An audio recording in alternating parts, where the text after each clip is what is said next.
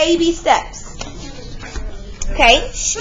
We're going to take baby steps to learning trigonometry. So today, we're actually just going to practice setting up our ratios.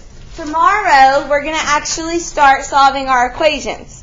So, trigonometry, and we call it trig for short, is when you use, it's not sin, it's technically called sine. We just put sin because it's the shortcut, but it's actually sine. So sin's wrong, it's sine, but you only use 3 for the shortcut. So it's sine, cosine, and tangent. I need everybody, actually we don't need a calculator, so don't worry about that yet. So using sine, cosine, or tangent, we can find missing sides or angles of a right triangle. This only works if it's a right triangle. Okay, have y'all ever seen that sine, cosine, and tangent button on your calculator? Yes. You're going to start using those. Okay, so you can't do your homework anymore with a phone because you have to use the sine, cosine, and tangent button. So, SOHCAHTOA.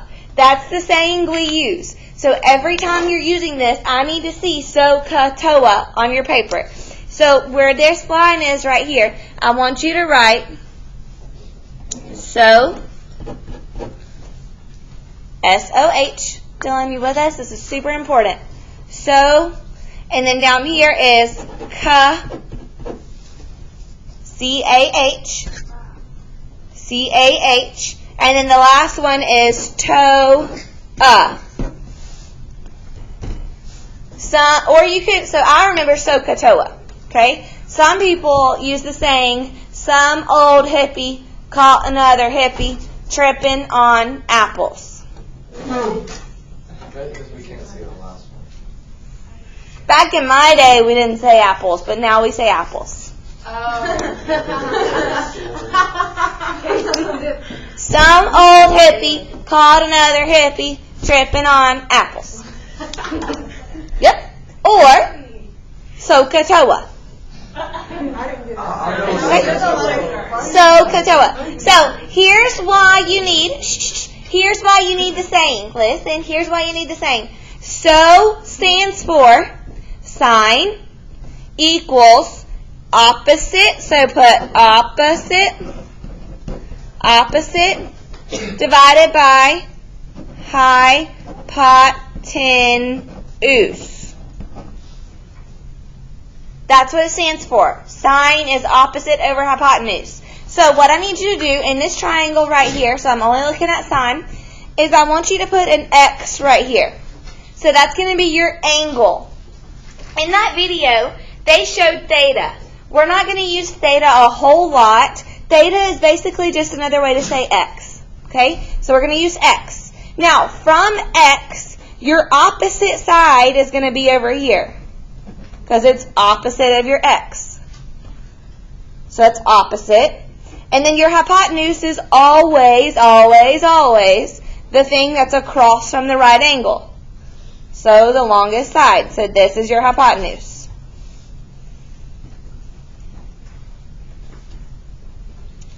Okay? Well, H stands for, again, hypotenuse, but A is new. A is called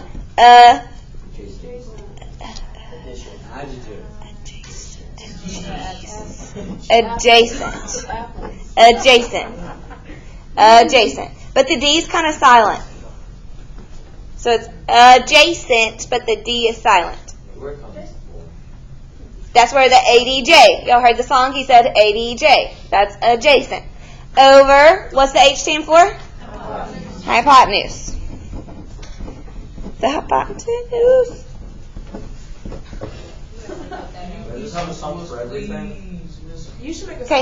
Okay, your X goes here. Here's your 90-degree angle. Where's your hypotenuse?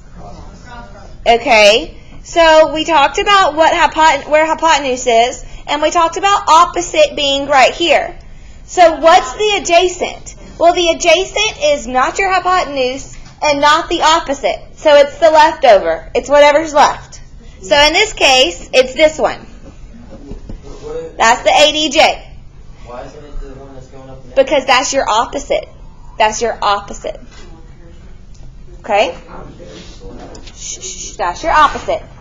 Okay, now tangent. What does the O stand for? Opposite. Divided by, what's your A stand for?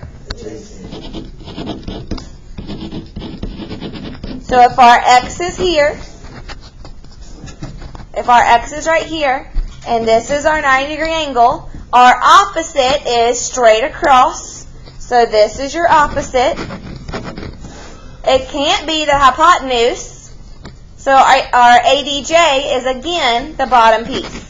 Dylan, I really need you to be with us. This is super important. Okay, that's just the basic concept. Now, I did this intentionally. I made it so where you could unstaple this and lay it like this to do our work.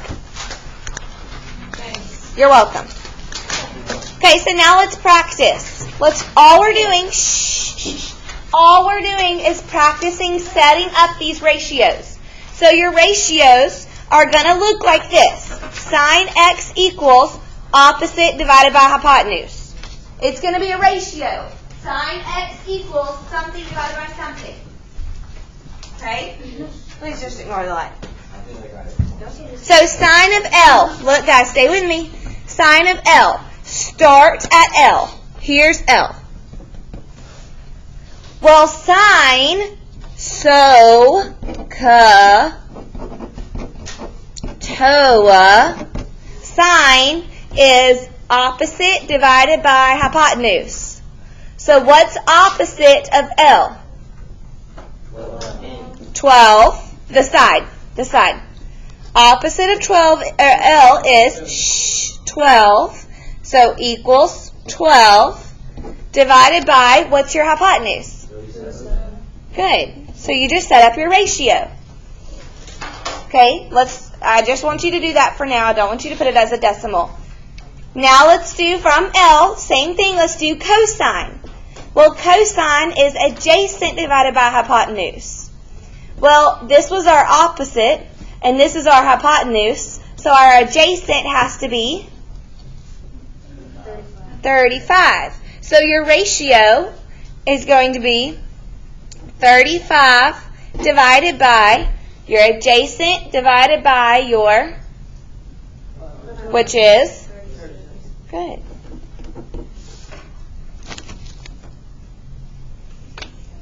Tangent of L is your opposite divided by adjacent. Well, opposite of L is 12. Your hypotenuse was 37, so your adjacent has to be, so your ratio would be 12 divided by 35. Okay, now it says, and write it as a decimal to the nearest hundredth. So what I need you to do is I need you to write this as a decimal as well. So sine L equals, all I want you to do is do 12 divided by 37. Don't type in the sign yet. Nope, we're not using our sign button. Baby steps. We're not using our sign button. Just 12 divided by 37. Now, 100. How many spots is that? 2. So you should have 0.324. So that rounds to just be 0.32. Do the same thing for cosine. Cosine of L as a decimal, 35 divided by 37. That becomes, round it, 0.95. Yep. And then your tangent of L, 0.34.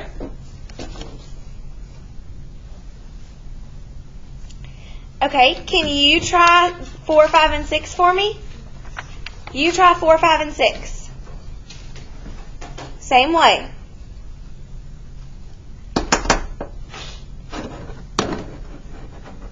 Go ahead, try 4, 5, and 6.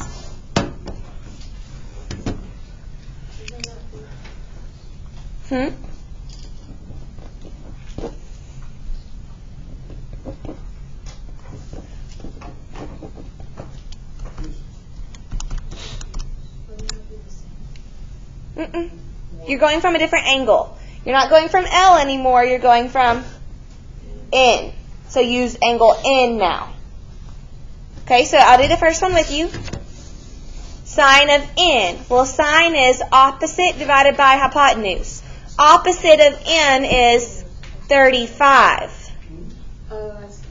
Okay, so if we're going from N, our opposite is 35, but our hypotenuse stays the same, it's 37. So our opposite and our adjacent swap.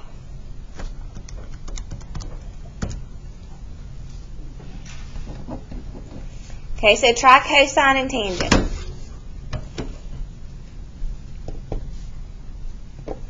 You'll have to get like a bigger number over a smaller number? Yes.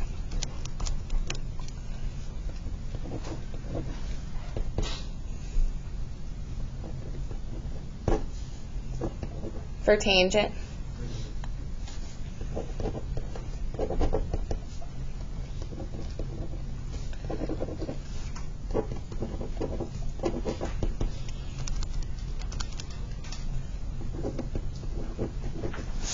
These are my answers. Yes, you will get a bigger number right here, which makes this 2.92.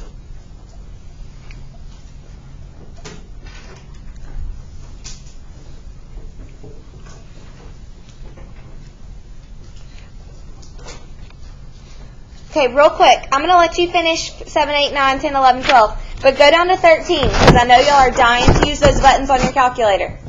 Well, how many places is 10 thousandths? 4. Yep, 4. So, this is how you use it. You literally, so find the values of each. They literally just want you to plug this in your calculator. So this is just getting you used to using the buttons. So press sine, and then 30. First of all, your calculator has to be in degrees. How do I know that? Can I borrow your calculator? A lot of yours will say degrees right there. If it says degrees, then it's in degrees. If you want to check, you should be able to go to, like I pressed this DRG button, and it has degrees or radians. You want to be in degrees. Okay? All right, guys, put our heads up, please. So sine of 30. If you don't get this, tell me, because there's something wrong with your calculator. You should have gotten 0.5. So that's your answer. That's it. 0.5, yep. Then for cosine, same thing.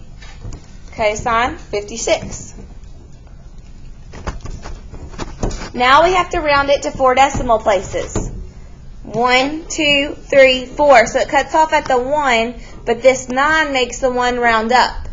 So this 1 turns into a 2. Now, this isn't a hard problem, right? So I'm going to be mean and take off points if you don't round right. So we got to learn to round right. Okay, try tangent of 22.